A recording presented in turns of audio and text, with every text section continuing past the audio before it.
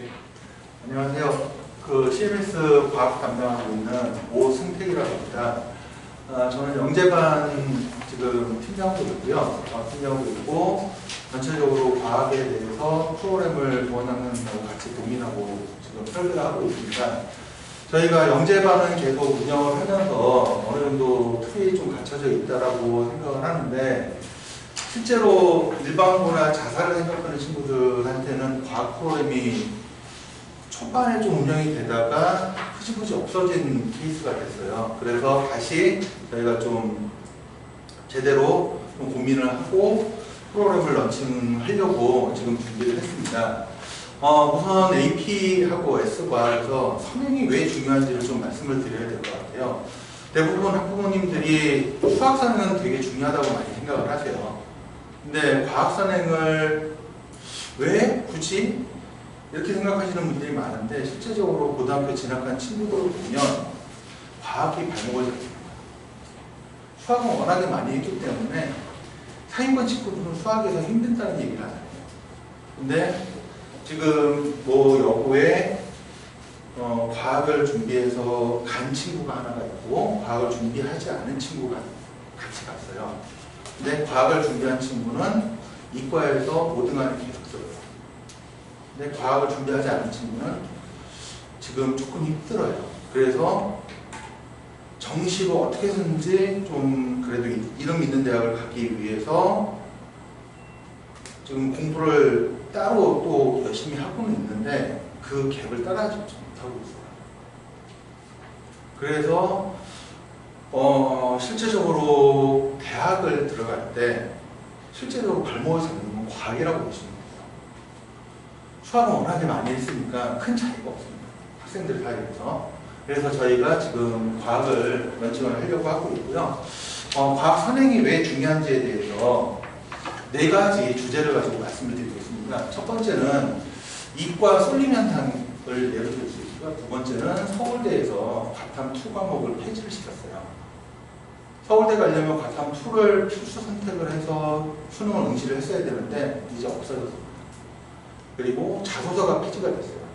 수시 모집에서 자소서가 폐지가 됐고, 대신 학생부 기록 항목도 축소되면서 학생부의 전체적인 내용을 다 반영하겠다라고 합니다. 그리고 과학 과목의 반영 비율이 어머님들께서 알고 계시는 부분하고 조금 다른 부분이 있습니다. 그 부분에 대해서 말씀을 드리면서 과학에서 왜 선행이 중요한지 말씀을 드릴게요. 자, 이과 쏠림. 지금 전체적으로 이런 기사를 보신 적이 있을 거예요. 이과 침공이라고. 예, 이과 침공이 뭐냐 하면 실제적으로 이과를 지원을 해서 고등학교에 이과를 공부를 했는데 본과로 전향해서 수능을 보고 대입을 치는 친구들이 상당히 돼요. 실제적으로 모 학원에서 조사를 해봤는데 작년 같은 경우에는 60%가 교차 지원을 할 생각이 있다라고 얘기를 했어요. 올해 같은 경우는 좀 줄긴 했지만 그래도 40% 정도가 교차 지원을 생각한다라고 합니다. 막판에 대해서 이과에서 자기가 조금 불리하다. 그러면 문과에서 상위 학과들, 경영이나 경제 쪽을 가겠다라고 해서 트는 친구들이 생겨요. 그런데 그 친구들이 과학까지 선행을 했다라고 하면은 과학을 봐버리고 문과하고 그냥 시험 접수를 해버리면 되거든요.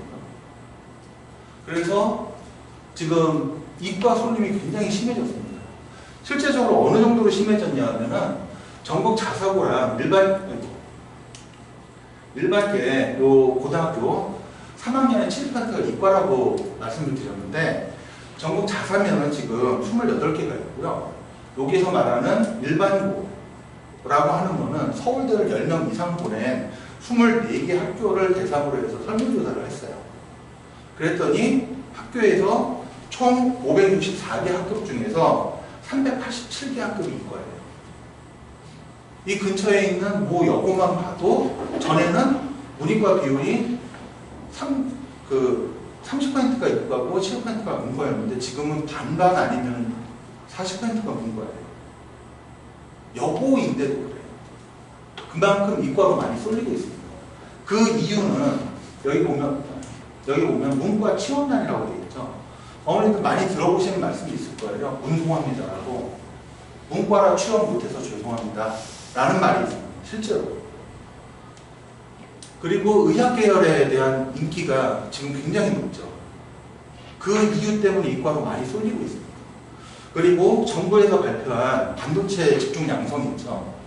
제가 지금 용인에 살고 있는데 용인 남사 쪽에 가면은 지금 3개 그 리를 합쳐가지고 그냥 공장으로 다 바꿔버렸습니다. 거기에 보면은 삼성, SK, 그 다음에 뭐 그 외국계 회사들 해서 반도체 중심의 도시로 완전히 바뀌어버렸습니다. 그렇게 이과 계열에 대해서 집중 육성을 하겠다고 지금 발표를 해놓은 상태예요. 그리고 실제적으로 일반고에서 최상위권 학생들은 의대로 많이 쏠리고 있습니다.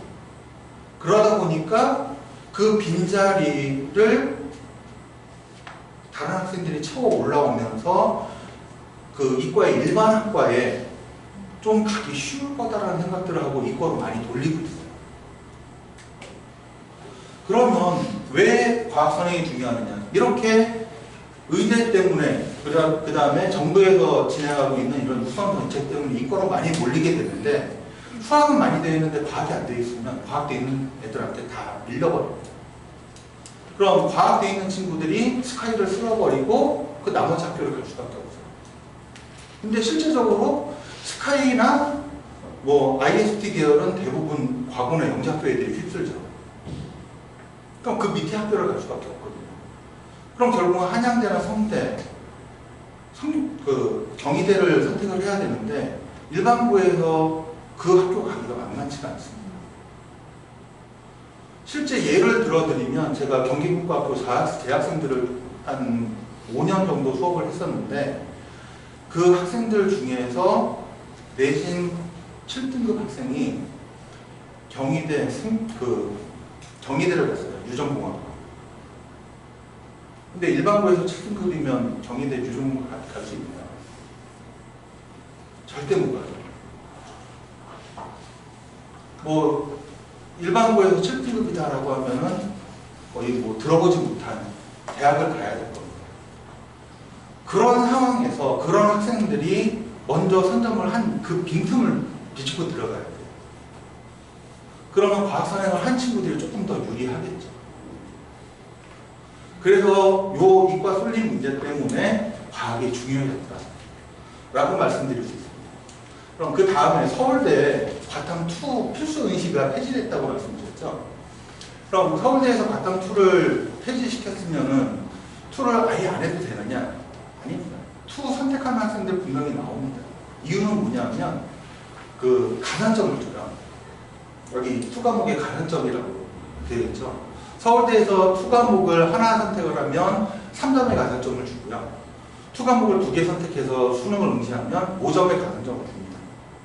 근데 그거를 지금 입시 분석을 해보니까 실제적으로 표준 점수로 바꿨을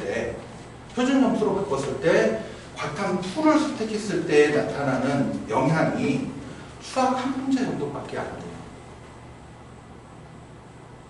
그러다 보니까 학생들이 어떤 생각을 하고 있냐. 실제로 지금 고3 학생들 만나서 얘기해보고 조카가 고3인데 만나서 얘기해보면 애들이 2를 다 포기한대요. 수를 다 포기하고 1에다 몰빵을 한대요.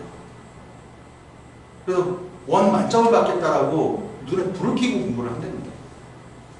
그러면 결국은 똑같이 시작한 학생과 먼저 시작해서 2번, 3번 돈 학생들 누가 유리할까요? 만점을 받기. 2번, 3번 돈 학생들이 유리합니다.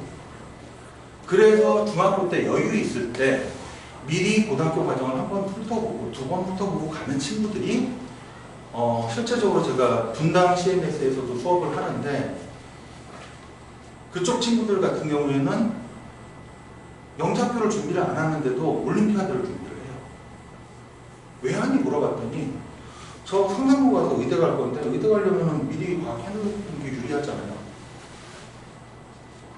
그렇게 접근을 하고 있어요. 그래서 실제적으로 요번에 화학올림피아드 파이널반은 보통 10명을 채 넘기기 힘들거든요. 근데 15명 정원인데 15명 마감이 되거든요. 지금 그 정도로 지금 이과에 대해서 수학뿐만이 아니라 과학까지도 선행에 대한 학생들의 열의가 지금 많이 올라가고 있습니다. 그리고 여기 투과목에서 고득점이 불리하다고 되어 있죠. 수능 투과목을 보시면은 솔직히 제가 그 시간에 풀라고 해도 저도 만점 받을 자신이 없어요. 되게 어렵습니다. 특히 특수상대성 이론은 원에서 나오지만 일반 상대성 이론 들어가 버리면은 조건 하나만 바꿔도 방향성이 다 틀어져 버려요. 그러다 보니까 학생들이 투과목을 웬만하면 안 하려고 합니다. 그런 분위기 때문에 서울대에서 거탕 필수 응시를 폐지를 시켰거든요. 그리고 서울대에서는 뭘 했느냐?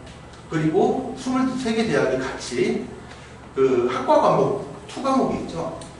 한 개 이상을 필수 핵심 또는 관장 과목으로 선택을 하게 만들었어요.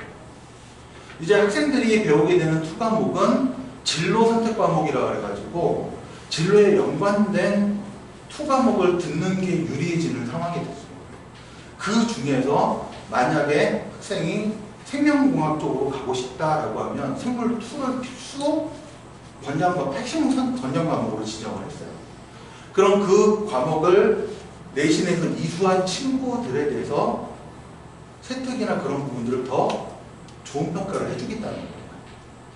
그런 학생들은 결국은 수능에서는 원에 몰빵을 하고 투는 내신에 몰빵을 하게 되는 상황이 벌어집니다. 그럼 결국은 중학교 때 여유 있을 때 해두는 게 유리하다는 결론이 나오겠죠. 자, 그 다음에 보시면 자소서 페이지 및 학생기록부 항목이 축소됐다라고 나오는데 지금 수시에서 자소서를 받는 학교가 없습니다. 작년까지만 해도 IST 계열을 받았어요. 근데 IST 계열도 지금 없애는 추세입니다. 자소서를 써봤자 학생들이 자기가 쓴 게 아니라 어디에서 긁어다 내고 누군가 써서 내고 대신 써주고 하는 것들이 있기 때문에 아예 자소서를 폐지를 시켜버리고 학생부 기록 항목도 축소를 시켜버려요. 대신 무엇이냐? 세특이라는 부분은 좀 중점적으로 보겠다라고 얘기를 합니다. 근데 세특이 문제가 뭐냐면 학생들이 개인마다 성향이 다 다르고 관심 분야가 다 달라요. 근데 선생님들이 그걸 전부 다 캐치해서 써줄 수가 없습니다. 그래서 일선 학교에서 예로 들면 용화여고에서 실질적으로 학교 선생님이 세특에 대해서 자료를 좀 갖고 와요. 자료 갖고 오면 그거를 참고해서 내가 써줄게 라고 했어요. 그럼 학생들이 세특에 쓸 내용들을 갖고 있어야 되는데 그 내용들이 교과 과정만 통해서는 얻기가 좀 힘듭니다. 실제적으로 학생들이 실험을 해보거나 조금 난이도 있는 이론을 공부해보고 한 내용들을 정리해서 세특의 기록을 해야 되는데 일반 학교에서는 거의 지금 실험을 진행을 하나요? 중학교에서 실험 진행하는 학교 거의 못 봤어요. 지금 뭐 학교 원무인가? 거기는 아예 수행평가를 실험으로 빼버렸어요. 그렇게 진행한 학교들 말고는 실험을 해서 실험 점수를 내는 학교들이 별로 없습니다. 그러다 보니까 학생들이 세특에 쓸 내용들이 점점 더 없어지고 있어요. 그러다 보면 결국은 선행을 하고 좀 여유 있게 공부해서 자기가 관심 있는 분야를 좀 찾아내고 그거에 대해서 자기가 스스로 좀 정리를 해보고 거기에 관련된 실험을 간단하게라도 해본 친구들이 유리해지는 겁니다. 자, 그리고 여기 보면 학업 역량, 진로 역량, 공동체 역량, 학습 태도, 성립성, 적극성, 차기성, 문제 해결 능력 등 다양한 역량을 평가하겠다라고 합니다. 세특에 보면은 독서 항목이 있죠. 근데 지금 독서 항목을 안 씁니다. 독서 항목이 빠졌대요. 저도 몰랐어요. 고3 친구한테 물어봤더니 독서 안 하기로 했더니 독서 반영 안 하는데요. 대신 이런 걸로 평가를 하겠다는 거예요. 그럼 학교 생활에 되게 적극적으로 참여를 하고 뭔가 발표를 해야 되거나 아니면 뭔가 그 공동체적으로 프로젝트를 진행할 때 주도적으로 해야 되는 그런 상황이 벌어집니다. 그러면 아무것도 모르고 그냥 중학교 때 내신만 하고 간 친구들과 미리 다 어느 정도 정리하고 간 친구들 중에서 누가 리더가 될까? 미리 정리한 친구들이 리더가 되겠죠. 그럼 그런 친구들은 선생님들이 적극성이 뛰어나고 팀원들을 잘 다독이고 잘 이끌어간다라고 세특이 잘 써줄 거예요. 이런 부분들에서 과학 선생님이 조금 더 필요하다고 생각이 듭니다. 그럼 두 번째로 자소서 폐지하고 학생기록부 항목 축소해서 말씀을 드리면 서울대, 특히 이 서울대가 한번 결정하면 그 밑 학교들을 쭉 따라가죠. 서울대에서 권장 과목 평가 시 이수 여부만 판단하는 게 아니라 거기에 기록된 내용까지 다 면밀하게 살펴보겠다라고 얘기를 합니다. 그래서 실질적으로 상위권 대학들이 이걸 그대로 따라해서 내신 등급, 발표 토론 수업 활동, 그 다음에 진로 적성 연관 과목의 이수 현황 등을 종합적으로 평가해서 정량이 아닌 정성적인 평가를 하겠다라고 합니다. 정량이 아니라 정성적이라고 하는 것은 점수화를 시키지 않고 학생들의 능력이 잘 발현되어 있는 세특을 좀 더 좋은 평가를 하겠다라는 뜻입니다. 자, 그리고 그 다음으로 과학 과목의 반영 비율에 대해서 말씀을 드릴 텐데요. 어머니들이 영어 중요성은 다 아십니다. 근데 이과에서는 영어가 과학에 밀려요. 실제적으로 보시면 카톨릭 때 보면은 영어는 응시만 하면 됩니다. 이과에서. 근데 바탕은 30%를 받는 거예요. 건국대 영어 15% 반영하는데 바탕은 30% 반영합니다. 그럼 인문계랑 문과계랑 비교를 해보면 영어 점수에 대한 비중이 이과에서는 과탐으로 넘어간다고 보십니다. 그럼 이공계열로 갈 친구들은 영어는 기본적인 수준을 만들어 놓고 과탐에 좀 더 몰입하는 게 맞다는 거거든요. 더군다나 영어는 절대평가로 바뀌어버렸죠. 상대평가가 아니라 등급이 아니라 패스냐 아니냐 그런 형태로 평가가 돼요. 그럼 결국은 등급으로 평가되는 건 과탐이죠. 더군다나 반영 비율도 이과에서는 영어보다 높아요. 그럼 과탐이 중요해진다는 얘기죠. 다음에 보시면 자사고 교육과정을 보시면 그 선행이 왜 중요한지 아실 겁니다. 상상고 같은 경우 3학년 1, 2학기 2과목 개설 안 됩니다. 2학년 때 다 끝내요. 일반고는 3학년 때까지 2를 물고 갑니다.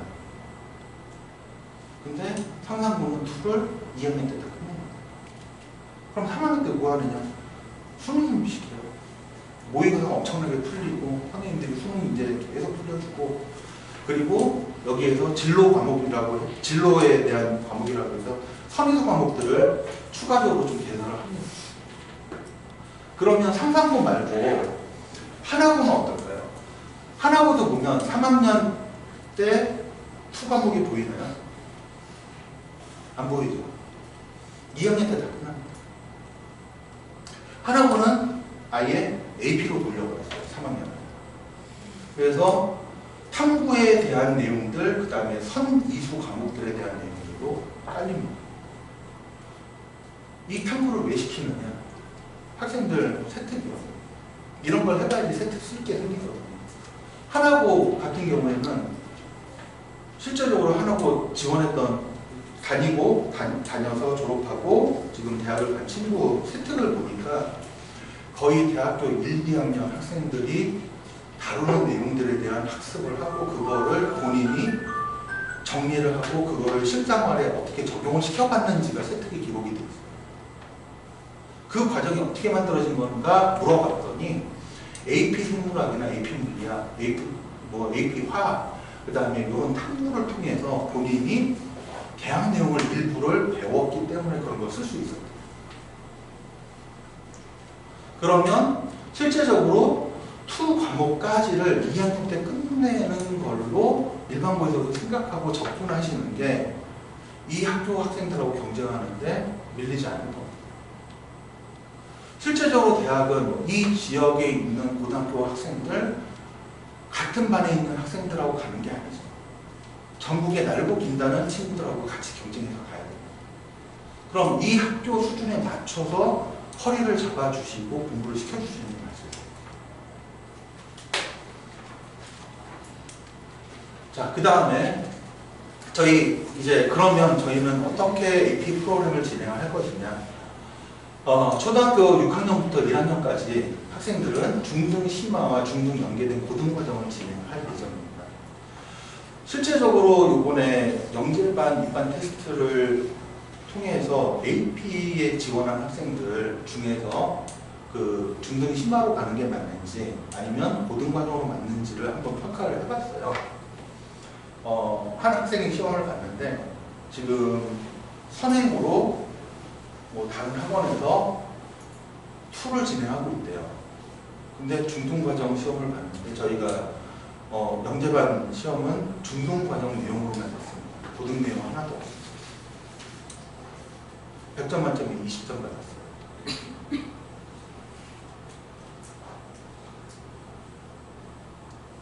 중등 내용이 안 돼 있는 상태에서 고등 선행을 뺀다고 고등 선행 내용이 머릿속에 들어가는 게 아닙니다. 중등이 철저하게 돼 있어야지 거기에서 살이 붙는 거지. 중등 내용 없이 고등 내용 배워버리면 학생들이 좀 요란해져요. 많이 배웠어. 근데 막상 물어보면 대답은 못해요. 근데 수업 중에 나 그거 알아요 라고 얘기는 해요. 점점 시끄러워져. 그러면서 점점 더 안 들어요. 그러면서 점점 더 성적은 떨어져요. 근데 실제적으로 요번에 저희가 준비시켰던 학생 중에 중등 내용을 진짜 철저하게 준비하고 고등 내용을 살짝 배웠던 친구가 있었어요. 중등 내용을 뭘 물어봐도 지나가면서 야 이거 얘기해봐 그러면 바로 튀어나와요. 그 친구가 서울 우발로 갔습니다. 고등 선행은 별로 하지도 않았어요. 중등 내용을 철저하게 하면서 고등 내용을 원정도까지밖에 안 했어요. 근데 서울 우발로 갔어요.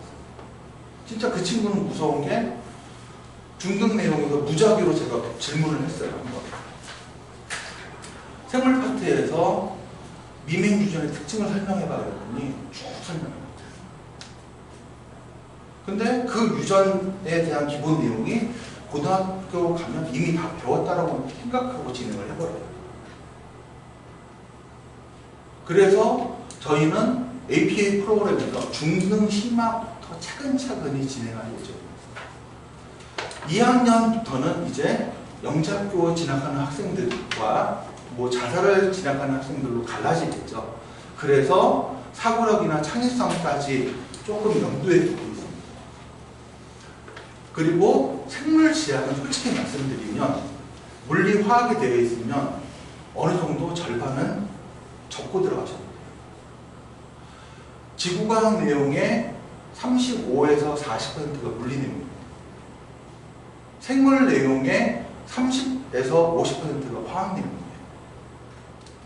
몇 가지 더 생물적인 요소 들어가는 거, 지구과학적인 요소 들어가는 거 말고는 기본적으로 물리, 화학이 탄탄하게 되어 있다면 생물 지학은 금방 따라가요. 그래서 저희는 물리, 화학 중심의 고등 전과정을 진행을 할 거고요. 아까 여기서 말씀드렸던 사고력이나 창의성 함량을 위해서 사고력이나 창의성 내용들이 기록되어 있는 교재를 사용을 할 거예요. 그 교재는 좀 이따가 설명을 드리고요. AP 프로그램을 진행을 하는데 조금 저희가 봤을 때 이 부분이 조금 부족해요 라고 생각이 드는 학생들은 S과학 프로그램이라고 해서 주말과학 프로그램을 통해서 조금 더 보충할 수 있도록 연계 프로그램을 짜놨습니다. 자, AP과학 커리큘럼은 이렇게 진행이 됩니다. 중학교 1학년이나 초등학교 6학년 학생들, 좀 더 빠르면 초등학교 5학년이 되겠죠. 초등학교 5학년이나 그런 친구들은 베이직 과정을 들어갑니다. 베이직 과정은 세페이드 2단계로 해서 중등, 기본, 심화 내용까지 해서 창의성 내용까지 다 다루게 됩니다. 그리고 이 과정이 끝난 친구들 같은 경우는 6개월을 진행을 하고 6개월 후에는 A반으로 넘어가게 될 겁니다. A반으로 나오면 세페이드 3단계를 진행을 합니다. 세페이드 3단계는 원과목이라고 보시면 됩니다. 원과목인데 중학교 내용 일부를 포함하고 있으며 창의성이나 논술형 문제들이 많이 들어있어요. 그 다음 APH1은 실제적으로 고득점을 하는 친구들은 거의 대부분 고등 하이탑을 한 번씩은 다 풀어봤어요. 그래서 고등 하이탑을 원 과정을 돌릴 거고요. H2 과정은 하이탑 2를 돌릴 겁니다. 그래서 기본적으로 창의성을 여기에서 어느 정도 만들어 놓고 이제 수능에서의 아주 고난도 문제들을 접할 수 있는 하이탑 과정을 돌릴 예정입니다. 세페이드 교재를 아시는 분들은 아시겠지만 많은 분들이 모르실 거예요. 그래서 세페이드 교재의 특징을 말씀드리면 여기 보면은 농구술이라고 되어 있죠.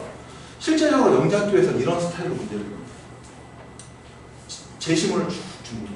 주고 여기 보면 지구 주위를 돌고 있는 우주 정거장 안에서 인공적으로 중력을 만들거나 중력과 같은 효과를 낼 수 있는 방법을 고안해봐라. 실제적으로 영재학교 3차 캠프에서 하는 스타일이에요. 이런 내용들을 학생들이 배워놓으면 고등학교 가서 세특 쓸 때 중력 부분을 배우게 됩니다.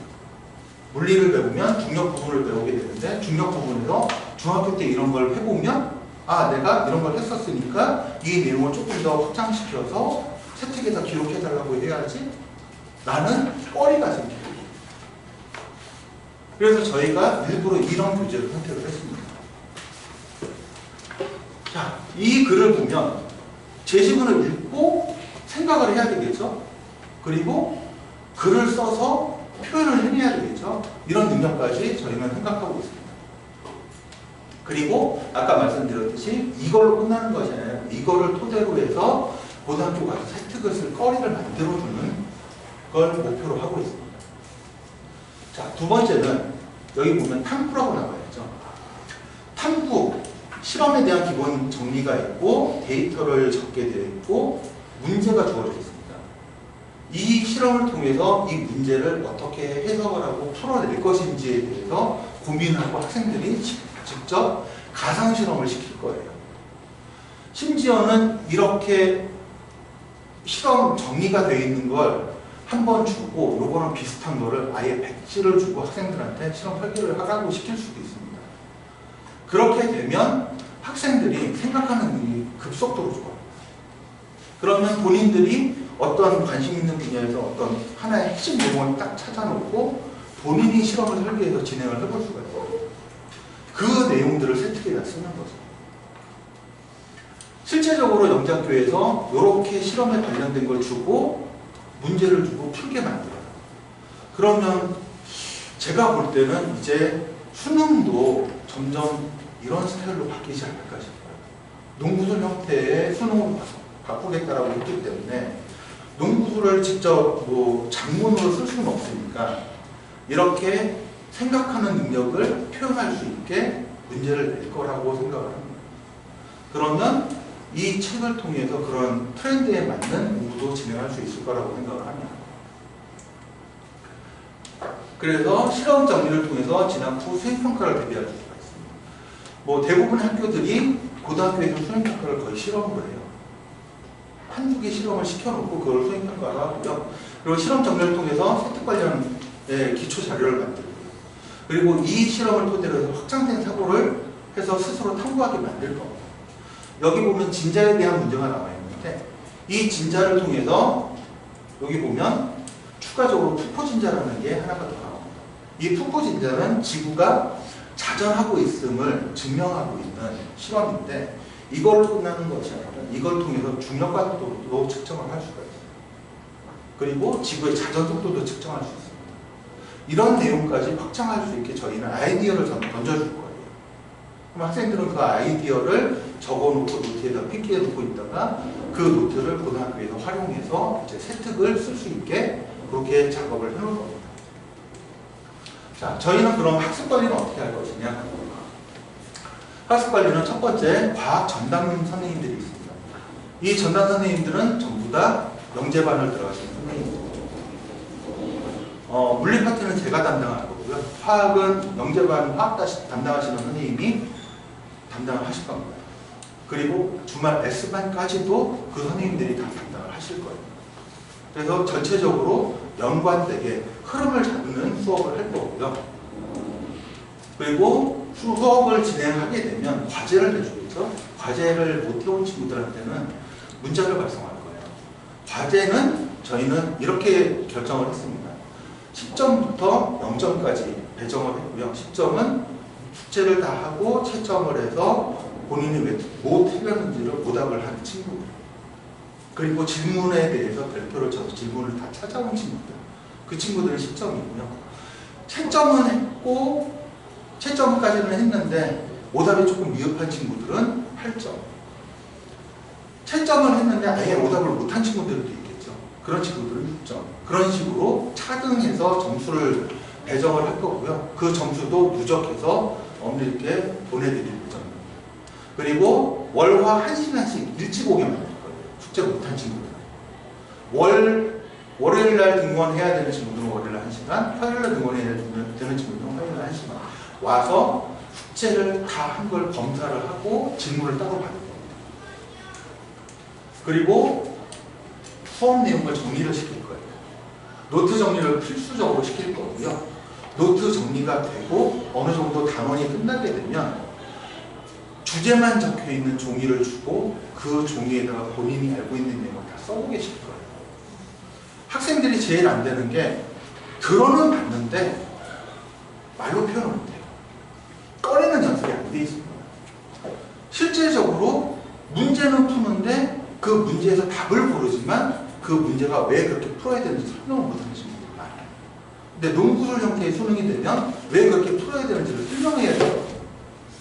그래서 저희는 이런 식으로 해서 수업 내용을 철저하게 준비를 시킵니다. 그리도 성취도 평가, 오답 노트, 과제 수행도 평가 노트 점검을 이렇게 종합적으로 해서 부모님께 한 달에 한 번씩 성적표를 보내드립니다. 자, 노트 필기는 이렇게 시킬 거예요. 지금 이 학생은 노트를 안 갖고 와가지고 교재에다가 썼습니다. 교재에다가 수업 내용을 썼어요. 그러면 이렇게 쓴 친구들은 어떻게 하느냐? 집에 가서 이렇게 옮겨 적었어요. 이렇게 옮겨 적고 난 다음에 저희가 이런 식으로 제목만 적어져 있는 종이를 줍니다. 그럼 본인이 복습한 내용들을 이렇게 정리해서 쓰는 거죠. 이렇게 연습을 하면 학생들이 어떤 차이가 생기냐면요. 문제를 읽으면서 본인들이 어떤 내용을 어디에다 접목시켜야 되는지를 바로바로 생각할 수가 있어요. 학생들이 저희 선생님들한테 특히 뭐 몇몇 친구들은 저한테 와가지고 문제 풀어주세요 그러면 잠깐만 이러고 이렇게 해서 이게 핵심 내용이고 이걸 내용인데 이렇게 공식을 해서 이렇게 하면 되잖아 그러면 아니 처음 보는 문제인데 왜 이렇게 빨리 풀어요? 선생님은 25년 했고 너는 처음 하는 거잖아. 25년을 했는데도 이거 못하면 바보지 그러거든요. 그러면 25년 동안 뭐 한 거예요? 맨날 똑같은 문제 반복해서 옆에 설명 써가면서 다 풀었어. 그러면서 실질적으로 학생들한테 제가 패드에다가 학생들 수업하기 위해서 문제를 풀어놓은 걸 보여줬어요. 토시 하나 안 빼고 무슨 내용으로 왜 그렇게 풀어야 되는지를 옆에다 설명해놓고 답을 찾았어요. 그러니까 학생들이 그걸 따라하는 친구들이 몇 명이 생겼어요. 그 중에 한 친구가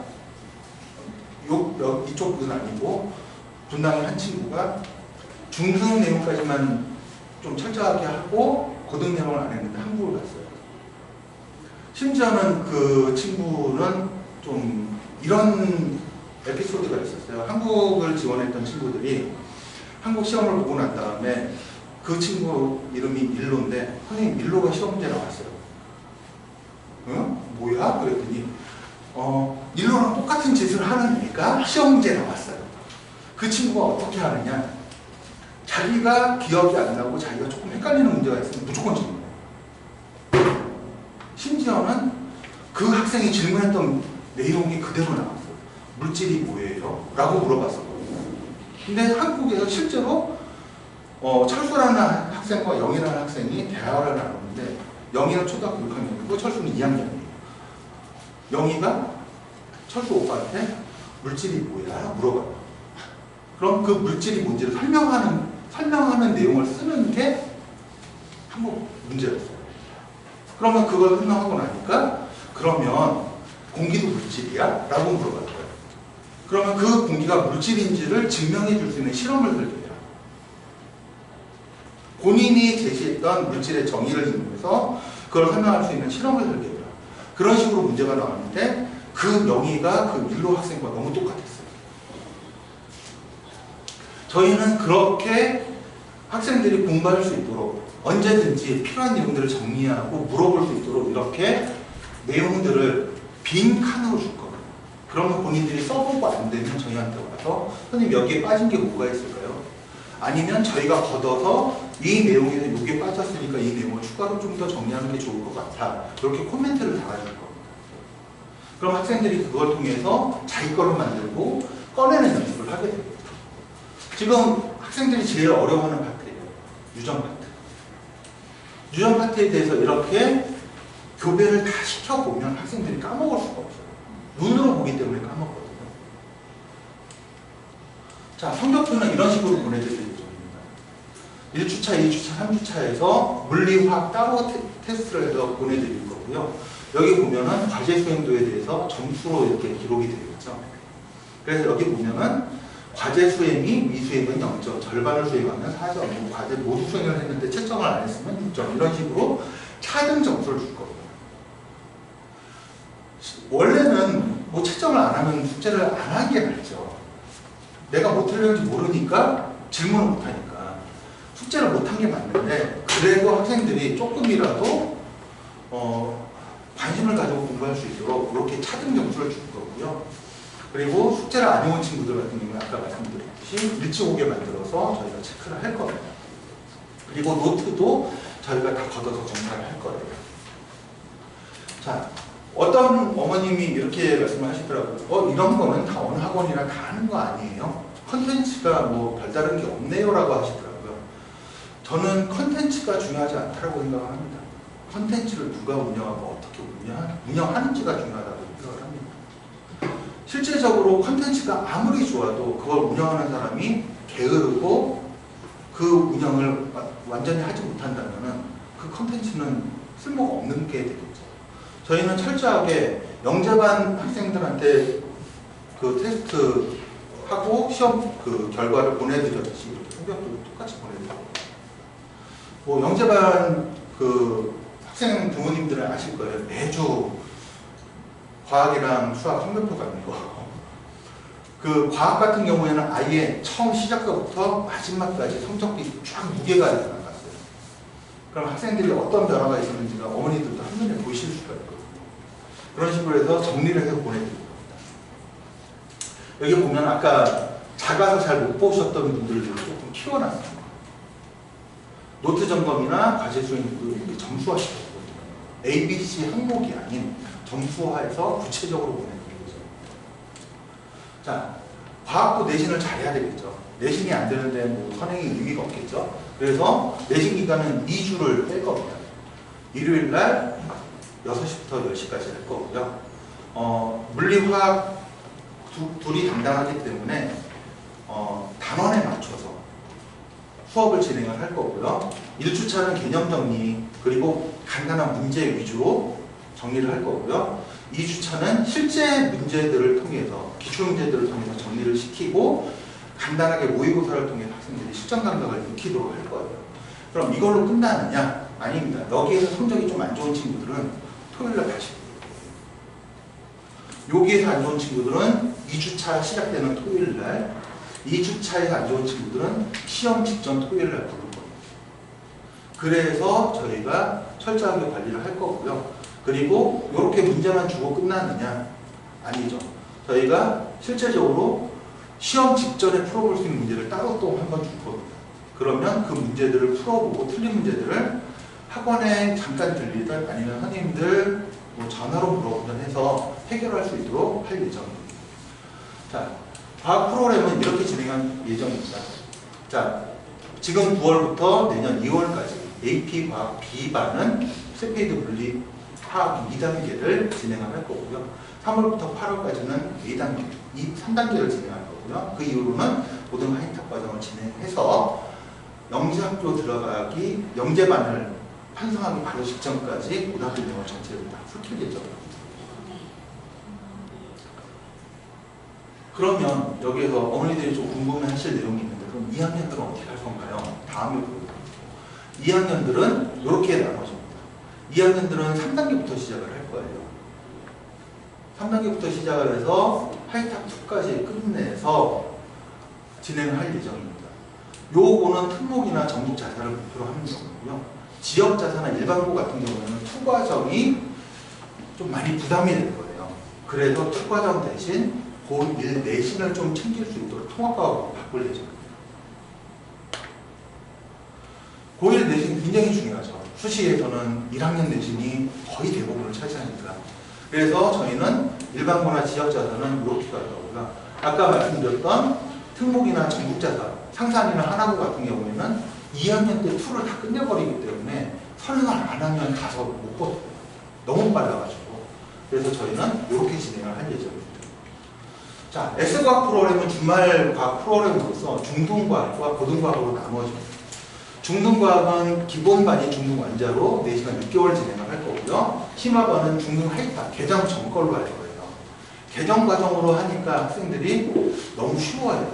그래서 좀 어려운 문제들이 많이 드는 개정 전걸로 할 거고요. 그 다음 고등과학도 완자 물리화학을 진행하고 그 다음에 심화 과정으로 우공비라는 교재가 있는데 이 교재가 문제 위주로 되어 있는 교재가 하나가 있어요. 그래서 그 문제 위주를 통해서 심화 과정을 좀 단단히 잡을 예정입니다. 그리고 물리 인증제를 진행할 예정입니다. 물리 인증제는 어머니들께서 조금 생각을 해두셔야 되는 게 중급 과정, 고급 과정하고 나누어지는데 고급 과정을 패스하고 나면 전문가 과정을 들어갈 수가 있어요. 전문가 과정을 들어가서 전문가 뭐 역학 과정을 끝냈다라고 하면 대학에서 서울대나 IST 계열은 역학을 올 A로 줬거든요. 그럼 대학 가서 자기가 연구하고 싶은 거 더 연구하고 3학년 거 더 공부하고 해서 더 빨리 진행할 수가 있습니다. 심지어는 전공을 2개 할 수도 있죠. 경쟁력이 더 생기는 거죠. 자, 그러면 통합과학은 통합과학 문제나 내공의 힘을 통해서 3시간 6개월 과정을 끝낼 예정입니다. 그리고 요 S과학도 그 AP처럼 똑같이 매주 WT를 봐서 성적표를 보내드릴 예정입니다. 주말 과학 프로그램에서 성적표 받아보신 분들은 거의 없을 거예요. 저희는 성적표를 꼭 보내드릴 겁니다. 학생들이 어떻게 공부하고 있고 어떤 추세를 보이고 있는지를 보여드릴 예정입니다. 자, 그래서 아까 말씀드렸듯이 이렇게 똑같이 AP에 준해서 진행을 할 거고요. 내신 관리가 조금 달라집니다. 토요일 1회 추가 내신 이론을 진행할 거고요. 일요일날 정규 수업 1시간을 문제풀이 수업을 진행을 할 겁니다. 이때 초등학생들은 시험이 없으니까 휴강을 할 거고요. 한 주만. 근데 2주를 휴강하면 초등학생들은 복귀를 안 해요. 그냥 쉬는 김에 푹 쉬겠다고 그냥 복귀를 안 해버립니다. 그래서 조금 뭐 1, 2학년 학생들한테는 좀 미안하지만 초등학생들이 들어있는 반 같은 경우에는 내신이 이렇게 토요일, 일요일 묶어서 한 번에 끝난다라고 보시면 됩니다. 자, 여기까지 설명을 마치겠습니다. 감사합니다. 혹시 질문이 있으십니까? 시작을 하겠습니다. 안녕하세요. 저는 중계 CMS 총괄부원장을 맡고 있는 김수영입니다. 지난 주에 연이어서 AP 수학과 더불어 이제 저 끝나고 나서 저희 이제 과학 팀장님께서 AP 과학에 관련해서 저 좀 자세한 설명을 드리려고 합니다. 오늘은 좀 전반적인 얘기보다는 좀 프로그램에 관련된 부분들을 좀 중점으로 좀 설명을 드릴게요. 우선은 지금 나와 있는 자료나 이런 것들은 어머니 찍으시지 굳이 않아도 되고요. 제가 어차피 오늘 한 거는 유튜브로 영상을 올릴 거예요. 그래서 그냥 편안하게 들으시고 필요한 부분 있으시면 나중에 이제 유튜브 올라가니까 그 부분 이제 캡처해서 보셔도 좋을 것 같아요. 근데 어머니들 아시다시피 이번에 가을 저희가 그 크레버스 1주년 기념으로 해서 그 올림에 그 가입을 하시면 이제 이벤트 추천하는 분도 추천받는 분도 해서 이벤트 관련해서 친구 추천에 관련된 부분이 있습니다. 그래서 재원생 학부모님들이나 신입생 학부모님들 같은 경우는 혜택을 좀 받을 수 있는 좋은 기회라고 생각이 됩니다. 그래서 특히 이제 올림 앱에 관련된 부분은요, 이런 이벤트에 관련된 부분 이외에도 교육 정보를 좀 받아볼 수 있는 이제 배너들이 있어요. 그래서 이제 그 올림에 관련된 가입을 하시면 이제 최근에 이슈화되는 이제 교육 정보까지 같이 이제 받아보실 수 있으니까 참고가 부탁드리고요. 가을 분기 중기 CMS 특전은요, 우선은 가을 분기 안에서 진단평가를 어머님도 활용을 하시라고 신입생이든 아니면 재원생이든 해서 입학고사는 무료로 진행을 하고요. 그 다음에 제가 지금 AP 수학은 제가 런칭한 지 한 3년 정도 됐어요. 그래서 한 개반으로 시작을 해서 이제 3년 지난 후에 저희 지금 AP반이 아예 따로 있죠. 그래서 제가 원래는 과학하고 같이 스타트를 하고 싶었지만 여건상 그래서 제가 올해 초에 AP 과학을 이제 런칭하겠다라는 목표를 잡고 과학팀하고 여러 의논 끝에 그래서 제가 5월 달에도 설명회를 할 때 9월에 런칭을 합니다라고 말씀을 드렸고요. 상당도 시간이 조금 걸렸지만 아이들에게 조금 좋은 프로그램 그 다음에 지금 좀 적합한 프로그램을 잡기 위해서 좀 노력을 조금 많이 기울인 부분들도 있고 지금 현재 아이들에게 조금 가장 필요한 부분들이 뭘까라고 생각을 했을 때 AP 수학을 했을 때도 선행은 선행이지만 마찬가지로 그 현행 과정에서도 탄탄하게 해야 된다라는 게 제 모토였거든요.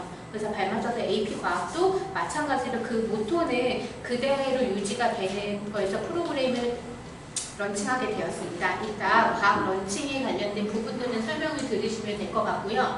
그 전에 저희가 이제 CMS가 작은 학원이 아니다 보니까 이제 원리 측정도 다 이게 보고가 들어가야 돼요. 근데 제가 AP 과학을 만들 때 저는 원래 입시랑 경시를 위주로 저희가 담당을 수업을 하고 있습니다. AP 수업을 진행을 하는 거는 아니고.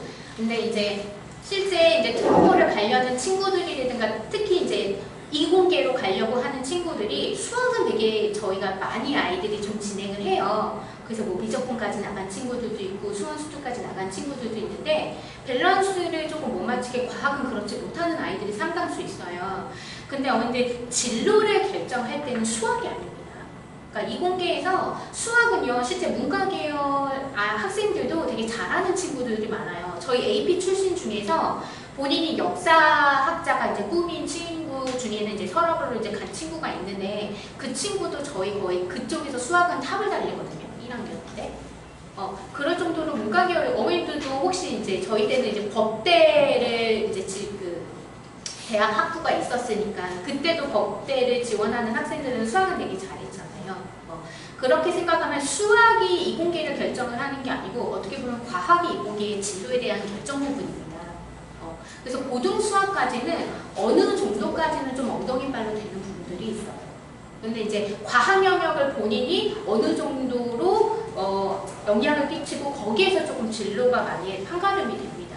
근데 그래서 과학하고 이제 수학하고 밸런스를 조금 맞춰줘야 되는데 제가 아이들을 바라보면 본인은 수학은 되게 좋아하고 잘하는 것 같대요. 근데 자기는 과학이 싫고 되게 힘들대요. 근데 잘 보면 수학은 뭐 수학 1, 2 아까 전에 말씀드렸던 진액이 벌써 고등과정까지 나갔는데 과학은 중등 정도밖에 안 되어 있는 친구들이 상당수 되게 많아요. 그러다 보니까 이건 제가 애들한테도 얘기를 할 때 수학에 비해서 과학을 네가 공부한 시간이 적기 때문에 지금 그런 건데 네가 못하는 게 아니다. 잘 생각을 해보면 수학은 이만큼 공부량이 되는데 수학은 네가 투자한 시간이 그만큼 안 되기 때문인 거지 네가 못하는 게 아니고 네가 수학만큼 만약에 시간을 투자했을 때 과학도 충분히 잘할 수 있다. 거기서 영향을 분명히 충분히 할 수 있는데 아이들이 실제적으로는 본인이 이제 선행 속도가 늦은 것을 그걸 못한다라고 판단하는 아이들도 상당수 많더라고요. 그래서 만약에 아이가 좀 수학을 잘하고 그래도 과학에도 좀 관심을 가진다라 그러면 어느 정도의 수학하고 과학하고 밸런스는 조금 맞춰서 공부를 시켜주는 게 나중에 아이들이 진로를 선택을 하거나 중학교나 고등학교 때 어차피 진로 항목에 써야 되는 것은 되게 중요한 부분이잖아요. 우리 생활기록부에서. 그런 부분들은 과학에서 좀 결정된다는 거 좀 참고해 주시고요. 제가 AP라고 이제 AP과이라고 해서 AP라고 명칭을 붙인 이유는 원래 AP 과정이라는 거는 보통 이제 특목고라든가 뭐 연가고라든가 여기에서 이제 대학 선이수제라고 해서 AP 과정 이렇게 있는데 저는 두 가지 의미로 우선은 대학 선이수제를 실제 특목고 가서 아이들이 하려고 한다 그러면 고등학교 과정에 관련해서는 조금 탄탄하게 대비가 되어야 실제 특목고를 갔을 때도 마찬가지로 이제 대학 선이수 AP 과정을 들을 수 있을 것 같아서 그런 의미에서 이제 AP 과정이라고 적은 부분도 있고 중학생 입장에서 보면 어차피 고등 과정에 대한 선이수거든요.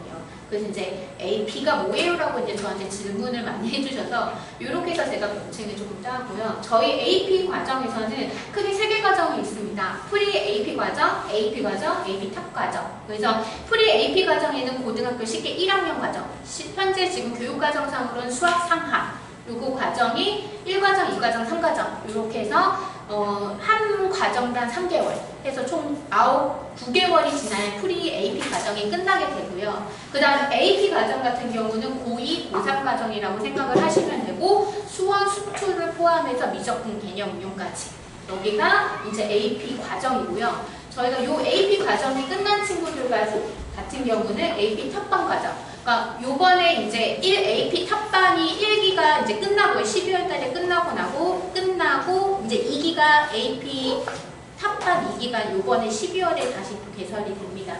요 친구들은 고등학교 미적분까지는 끝낸 친구들이 이제 고등학교 전과정에 관해서 심화학습, 그러니까 수능 정도 난이도가 되는 난이도를 실제 학습을 하고 뿐만 아니라 실제 이제 저희가 이공계로 가는 친구들 같은 경우는 선택 과목을 해야 되니까 미적분 이외에도 그래서 기하 벡터랑 그 다음에 이제 확률 통계까지 이렇게 과정을 과정을 거치는 게 탑 과정이에요. 그래서 제가 이제 다른 얘기는 아니고 어머님들이 이제 알으셔야 되는 게 이제 2025학년부터 이제 그 교육과정이 개정이 됩니다. 지금 이렇게 빨갛게 제가 지금 2023년도에 지금 현 학년이 되겠죠?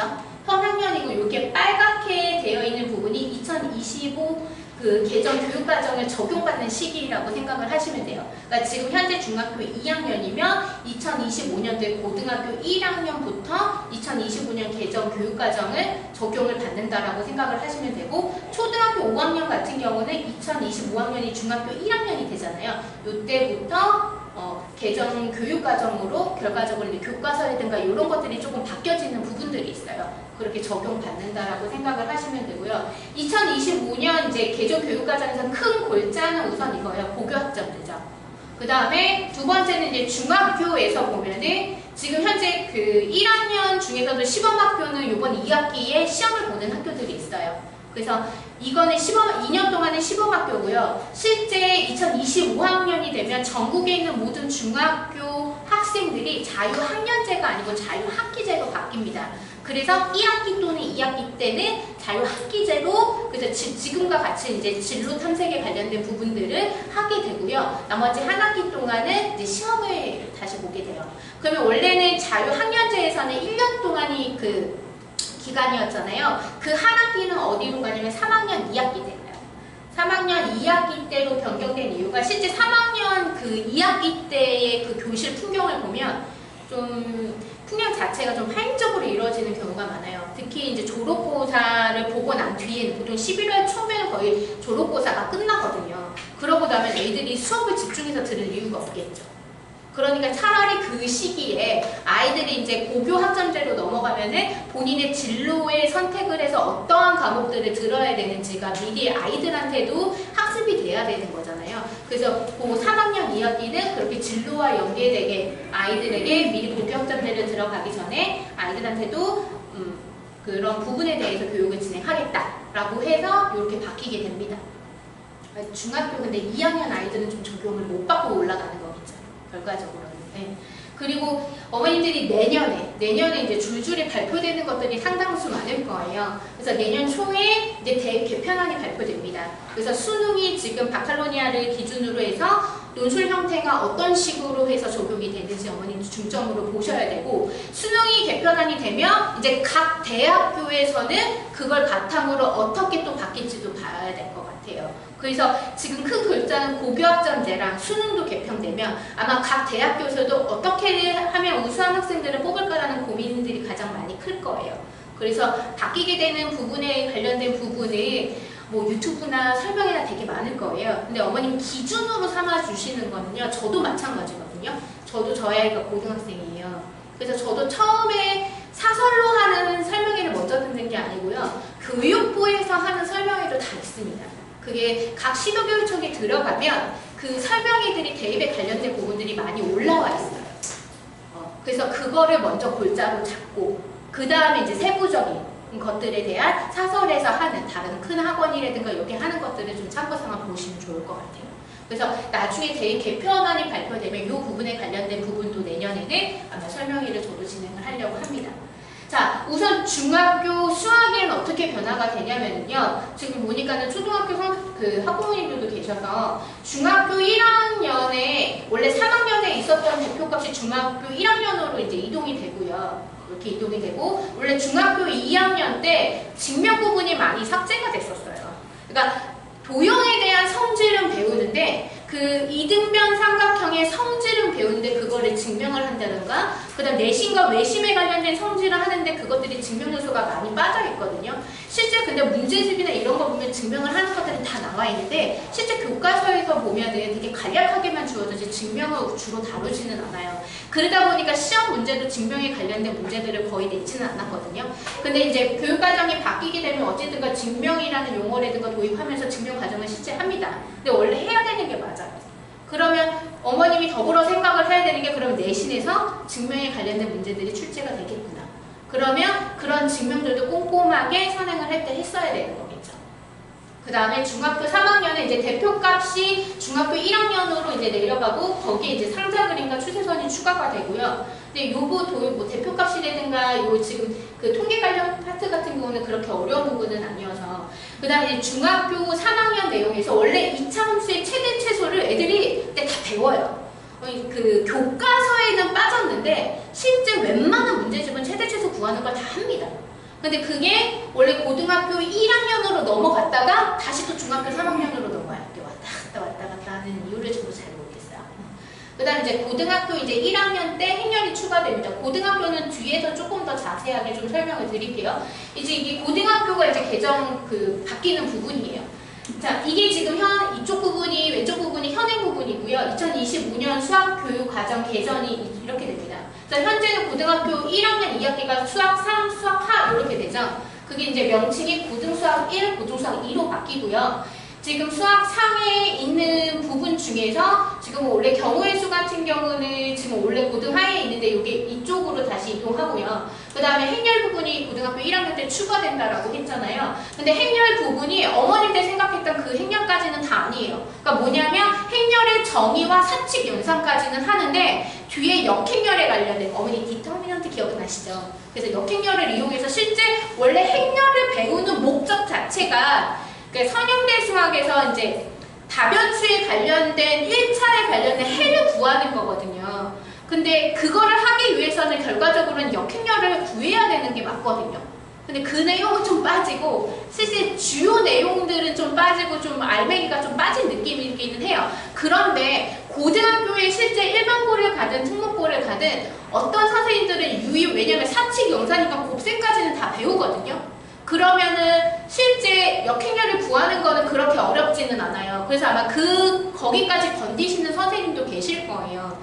지금도 고등학교 보면은 상당수 내용이 빠졌는데 추가적으로 더 가르치는 일반 고등학교 선생님들도 계십니다. 그러니까는 공부를 할 때는 역행렬까지 그냥 공부를 해주는 게 좋겠죠. 그래서 우선은 행렬 자체로 봤을 때는 좀 내용이 좀 쉽게 해서 고등학교 1학년 과정이 좀 들어간다라는 부분하고 그 다음에 이제 고등학교 1학년 2학기에 보면은 도형의 방정식 부분이 외분점이 빠져요. 저도 왜 내분점은 배우는데 외분점이 빠진대요. 근데 되게 웃기시죠, 그죠? 저도 이해를 할 수가 없어요. 그래서 이게 외분점이 빠지니까 지금 원래 그 기하라는 파트가 나중에는 여기에 원래 벡터가 빠졌는데 벡터가 다시 들어옵니다. 그러면 공간 벡터에서도요, 내적이 있고 외적이 있어요. 그건 외적이 빠져요. 그러니까 근데 제가 보기엔 내분점을 해서 외분점을 구하는 건 그렇게 어렵지 않거든요. 그냥 비례식으로 해서 식을 구하는 것밖에는 안 돼서 좌표를. 그래서 책에는 거는 어차피 정석이라든가 이런 것들은 내분점, 외분점 다 설명이 되어 있을 거예요. 근데 이제 학교 교과서상으로는 우선은 빠진다라는 거. 그래서 고등학교 1학년 과정은 이렇게 변동사항이 있고요. 지금 고등학교 2학년 과정에 수원, 수투, 미적분, 확률통계 이렇게 되어 있던 부분이 수원에 있는 부분이 대수로 이렇게 명칭이 바뀌고요. 수투에 있는 게 미적분원, 지금 현재 이제 미적분. 보통 이제 선택 과목으로 아이들이 이과들이 이제 선택을 하게 되죠. 가장 많은 아이들이 미적분을 선택을 하니까 그게 미적분 2로 바뀝니다.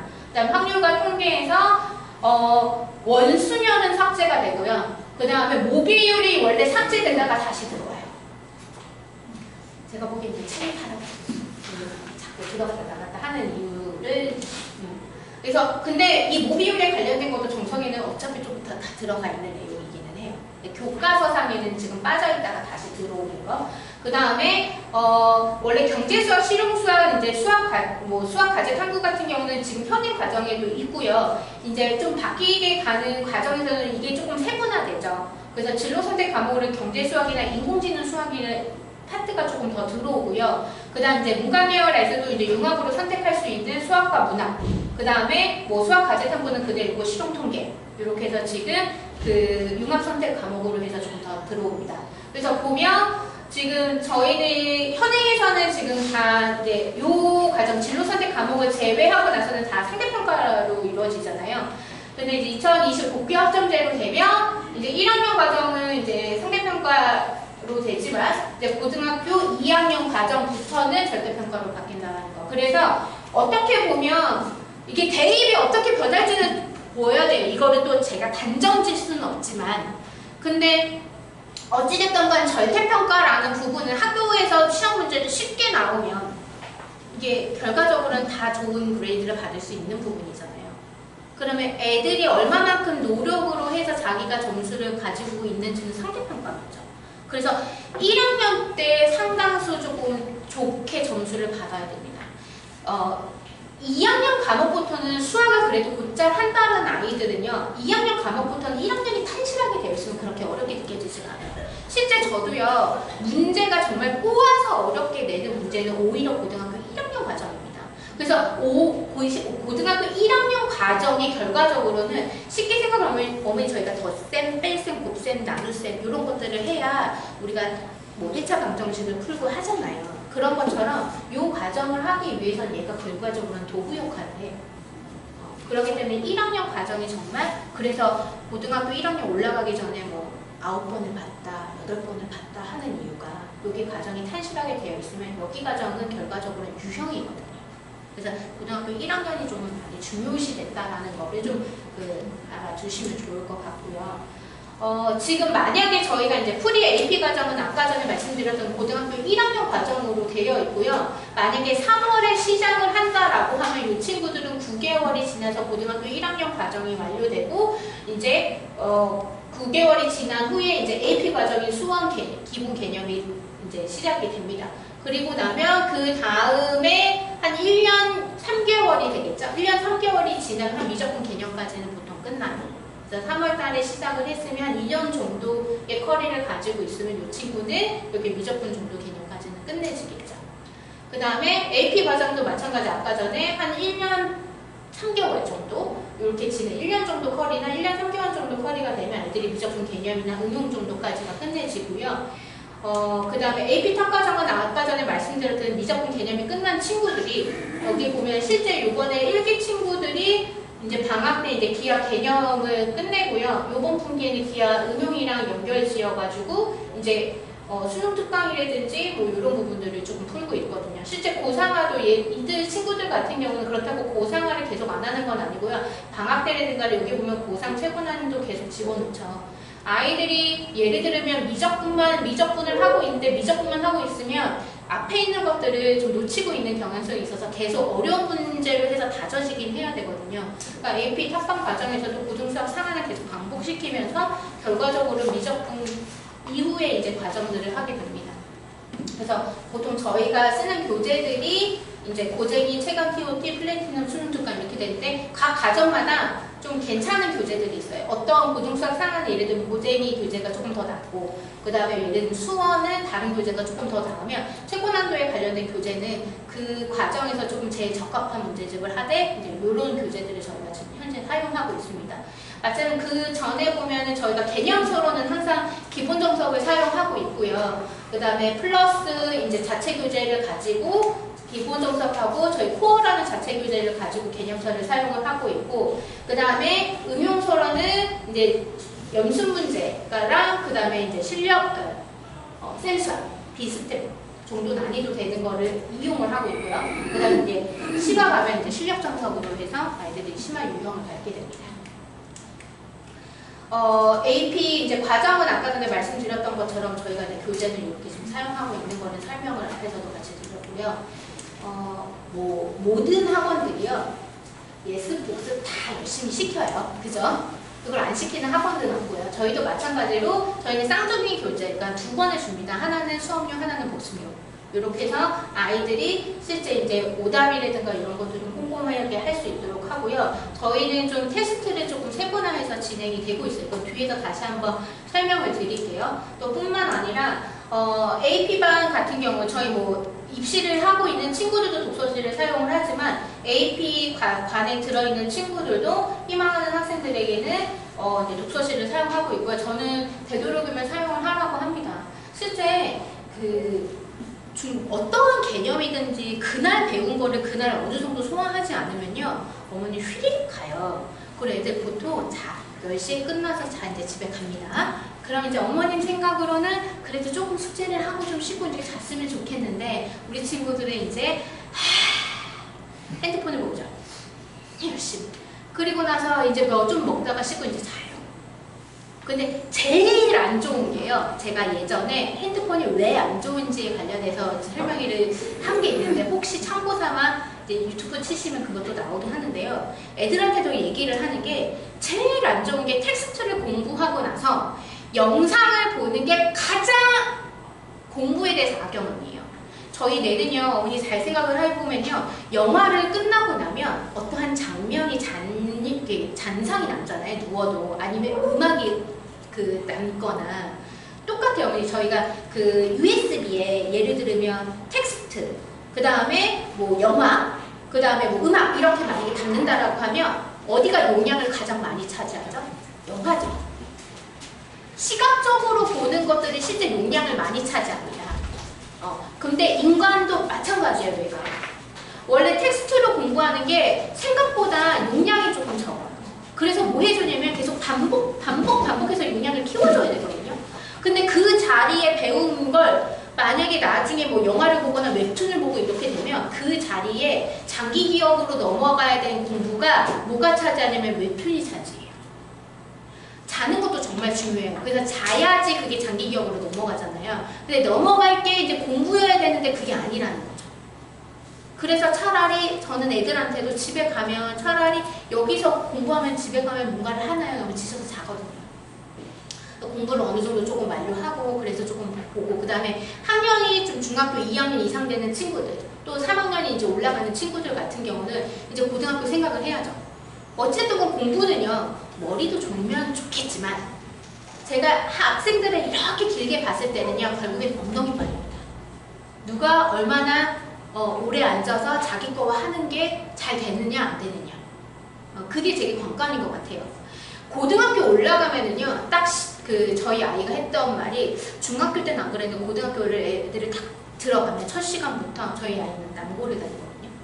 아무래도 이렇게 칙칙한데 다들 중학교 때 이제 처음 들어가면 애들이 너 누구야 내가 이러잖아요. 고등학교 올라가면 다 고개 숙이고 다 이렇게 수학 문제를 다 너나 없이 다른 거 아니고 다 수학 문제를 다 풀고 있대요.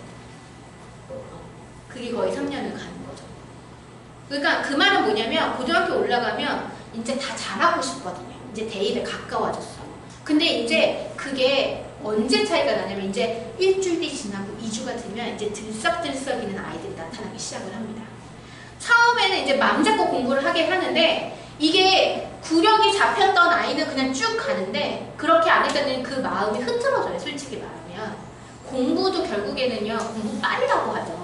했던 애들이 합니다.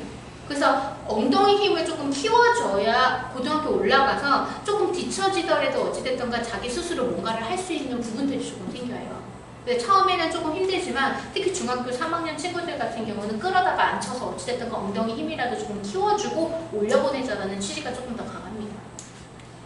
저희가 조금 테스트를 조금 세분화시켰던 이유는요. 제가 처음에 말씀드렸던 것처럼 저는 AP를 제가 초창기에는 제가 한번 수업을 원장님하고 같이 들어가서 방학 특강도 하고 했는데요. 저희는 입시를 제가 좀 담당하게 되니까 AP관 선생님들은 이제 고등부를 했던 선생님들을 영입해서 이제 두고 했는데 저도 궁금하잖아요. 그러니까 얘네들이 정말 잘하는지. 근데 보통 주간평가라고 하는 그 주에 배우는 평가들 같은 경우는 진짜 선생님이 쉽게 내고자 하면 다 잘 보는 거 아니에요? 그래서 저한테 객관화한 자료가 저도 필요한 거예요. 학부모님들도 필요하지만 저는 이렇게 제가 목표를 잡고 AP는 이렇게 가는 방향성을 잡았는데 그게 잘 가고 있는지. 그래서 AP모라고 해서 시험을 보게 됩니다, 아이들이. 그래서 AP모 같은 경우 주간평가는 그 주에 배웠던 내용을 가지고 아이들이 단원평가 형식으로 보게 되고요. AP모 같은 경우는 보통 한 분기에 2번의 내신평가랑 2번의 이제 사설 모의고사라든가 연합평가로 가요. 그게 근데 저희가 풀이 3과정 정도는 지나야 돼요. 왜냐하면 실제 이제 내신평가, 고등학교 여기 뭐 대진여고, 서라벌, 또는 뭐 예를 들어 서울외고 뭐 이런 식으로 해서 실제 고등학교 내신 시험으로 아이들을 봅니다. 저희가 공부를 시키는 이유는 고등학교 올라가서 시험을 잘 보게 하려고 하는 이유가 목적이잖아요. 그러면 공부를 했으면 거기에 합당한 점수가 나와야 되는 게 아니고 이 정도 구력을 가지고 있으면 그래서 실제 AP모를 가지고 애들이 이제 어느 정도 등급을 받는지를 봅니다. 초반에는 잘 안 나와요. 초반에는 잘 나와도 뭐 2등급, 3등급 나오면 잘하는데 지금 거의 AP 탑반이라든가 구력을 1년 가지고 있는 친구들은 내신이라든가 연합고사, 고사를 보면 저희가 요 사설 모의고사는요 보통 언제 걸 보냐면 고등학교 2학년 3월 모의고사를 보통 봐요. 왜냐하면 그래야 고등학교 1학년 과정 전과정이 담아져 있거든요. 그러니까 고등학교 1학년 거를 모의고사를 보잖아요. 그게 아마 영어 학원이나 국어 학원에서도 그렇게 보는 학원들이 있을 거예요. 고등학교 1학년 거를 봐서 잘 나오는 건 의미가 없어요. 왜냐면 그건 중급 내용 포함입니다. 실제 봐야 되는 고등과정에 있는 것들을 배우면 고등학교 2학년 이상 걸 봐야 돼요. 그러니까 저희는 고등학교 2학년 이상 거를 아이들을 봅니다. 그래야 고등학교 1학년 과정이 잘 되어 있는지를 봅니다. 그래서 이제 프리 AP 과정 3과정 이상에 있는 친구들 같은 경우는 이렇게 해서 보통 한 분기당 이제 적게는 2번, 많게는 한 4번 정도의 시험을 보고 학부모님들한테 이제 성적표를 배포 하고요. 또 분기가 끝나면 전 단원에 대한 이제 분기 평가가 봅니다. 이게 실제 저희 내신 평가를 모의고사 평가를 하면 이제 개별로 나가게 되는 성적표예요. 실제 이제 내신 평가를 보면 본인 점수가 나오고 이제 전체 석차 백분율이라든가 여기 백분위 점수가 나오고요. 모의고사 같은 경우는 각 1번부터 30문항까지 해서 지금 이게 색깔이 다르잖아요. 요 빨간 게 킬러 문항, 그 다음에 이게 주황색이 있는 게 준킬러 문항, 그 다음에 노란색이 이제 준준킬러, 그 다음에 얘가 어떠한 단원에서 맞고 틀렸는지에 대한 문항, 이렇게 해서 이렇게 나가게 됩니다. 실제 저희가 성적표, 고등학교 나가는 성적표랑 거의 비슷하게 나가죠. 그러면 얘가 이렇게 진도가 나는데 특정 어떤 단원이 조금 부족한 것들, 그 다음에 어떠한 문항들이 조금 틀리고 있는지를 어머니가 정확하게 객관화된 자료를 조금 보실 수 있습니다. 그래서 이렇게 하고 각 밑에 보면 그게 이제 모의고사에 따라서 그 등급에 따라서 점수가 다르잖아요. 그래서 1등급은 87점 이상, 2등급은 70점 이상해서 각 등급별로 이렇게 등급 컷도 다시 이렇게 같이 해서 보내드려요. 그래서 이렇게 AP모를 보게 되면 이렇게 성적표를 이렇게 가게 됩니다.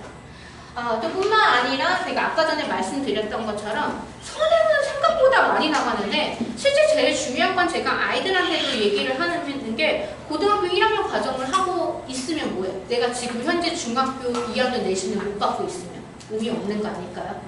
자기가 하고 있는 학교에서의 생활이 제대로 되어 있어야 되고 실제 하고 있는 현행이 되게 중요하잖아요. 그 다음에 지금의 현행은 집필고사만 보는 게 아니고 중간중간 그 수학 같은 경우는 쪽지 시험을 보거나 해서 수행평가도 봅니다. 그래서 애들 그 현행 과정에 맞춰서 주말 온라인 평가를 보고 그 주말 온라인 평가를 본 거를 가지고 어머니들 문자를 보고 저희가 한 4회차 정도를 누적을 하면 성적표로도 발송이 됩니다. 그래서 중학교 1학년부터 1학년은 이제 차후에 2학년 거를 대비해서 이렇게 계속 공부를 해야 된다라는 친구도 있을 거고 어찌됐든가 시험은 안 보더라도 중간중간 평가들은 보시거든요. 그래서 그 단원에 관련된 부분들을 한번 다시 짚고 넘어가자라고 해서 평가를 보고 이제 성적표 발송되고 이제 점수가 80점 이하인 친구들 같은 경우는 이제 주말 클리닉을 통해서 이렇게 조금 문항수를 그 단원에 관련된 거를 조금 더 풀리고 있어요. 이렇게 하고 실제 제가 이게 지금 이거를 시행을 제가 올해 초부터 시행을 했고요.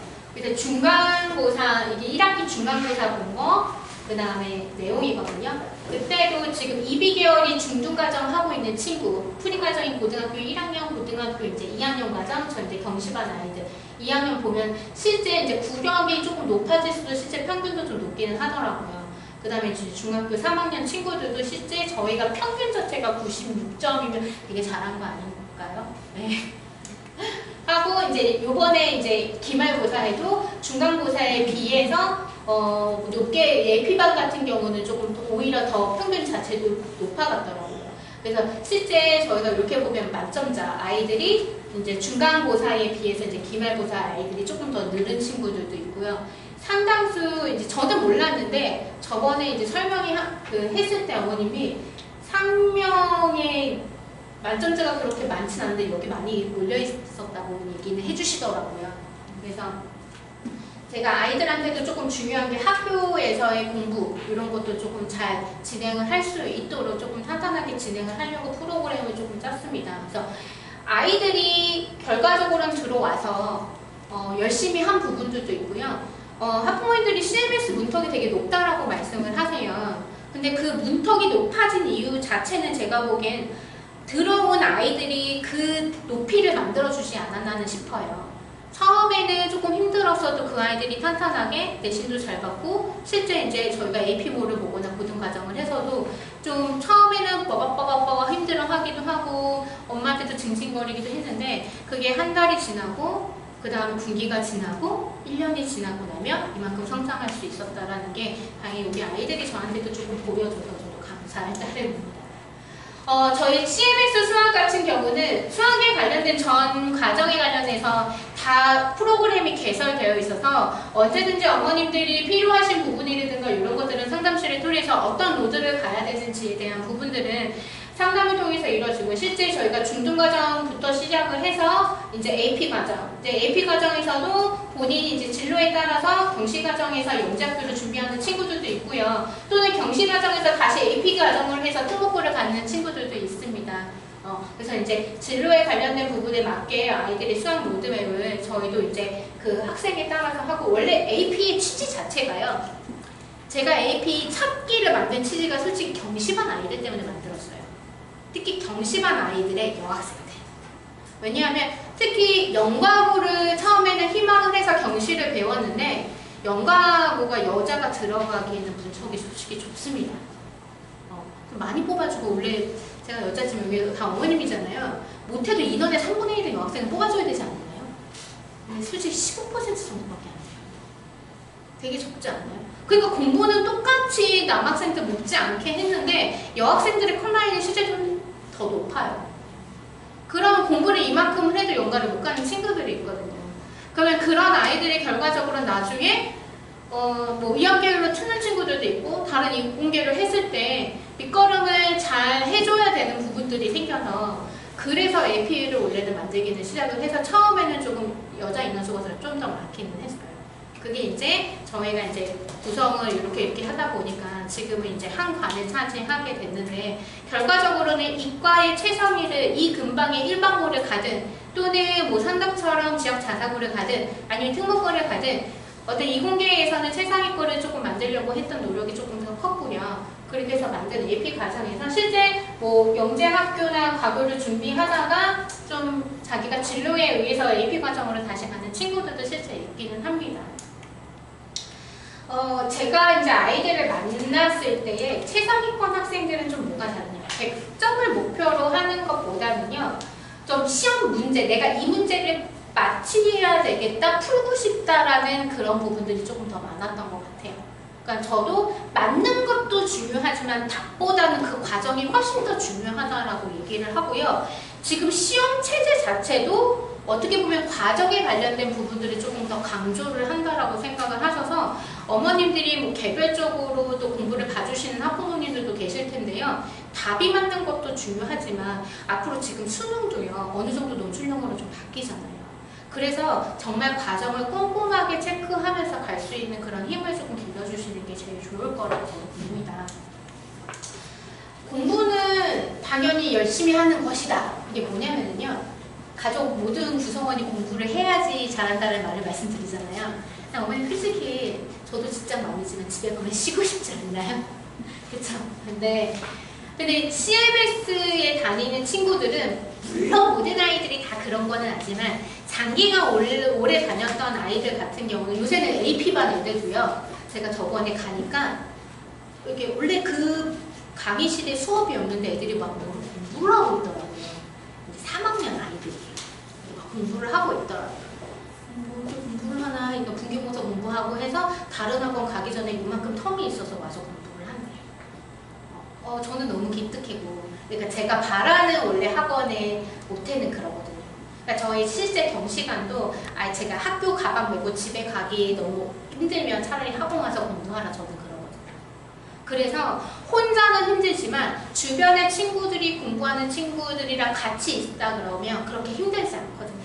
그래서 공부하는 분위기를 되게 만들려고 저도 되게 많이 노력을 하고요. 그래서 오히려 집에 있는 것보다 저희 학원에 보내주시는 게 아이들이 공부할 수 있는 힘을 조금 키워주시지 않나 싶습니다. 저는 이만 마치도록 하고요. 저희 뒤에 과학팀장님께서 과학에 관련된 부분에서 이런 프로그램 AP 과학에 대해서 설명해 주실 겁니다. 감사합니다.